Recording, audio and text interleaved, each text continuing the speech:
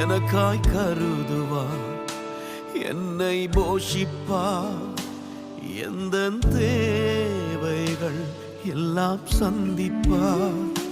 துன்ப நாளில் கைவிடாமல் தம் சிறகின்